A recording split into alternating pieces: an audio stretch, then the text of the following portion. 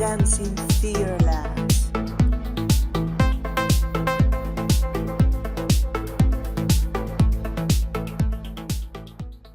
A person striving for freedom becomes more and more a unique and creative individuality. Free human beings develop their own traits and roles for their own reasons. But the view that a human being is able to develop into a completely independent, free individuality seems to be contradicted by the facts. By no choice of our own, we are born into a race, an ethnicity, a gender, a family, a nation, and often a religion. As a result of our birth, we acquire the characteristics and identity of a group. If we choose to become a free, self-determined individuality, we must create our own self-identity. Our self-identity is created with thought. Thinking has no limits. This means our individual identity has no limits.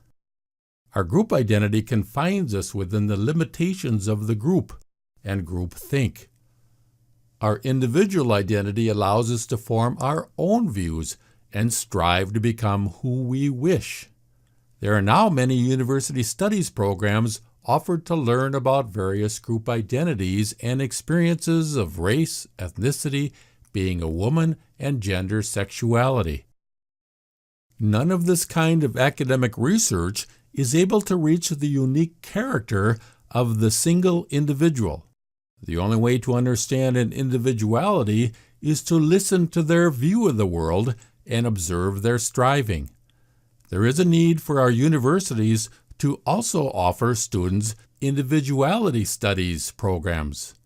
Many people lack the ability to recognize a person's unique individuality and instead only see stereotypical group identities. Individual studies could move students beyond the often divisive group identity and toward our common humanity as individuals.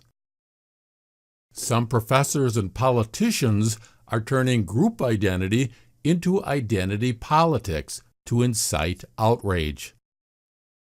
Identity politics is when your beliefs and interests are determined by the group you belong to, rather than reason. When you feel empathy for those in your in-group who you believe have been wronged, that empathy can turn into anger and even hate toward the other. This pits group against group and never-ending conflict. Social progress will not come from empathy alone. It is recognizing universal human rights for everyone that can bring us all together, rather than pitting group against group.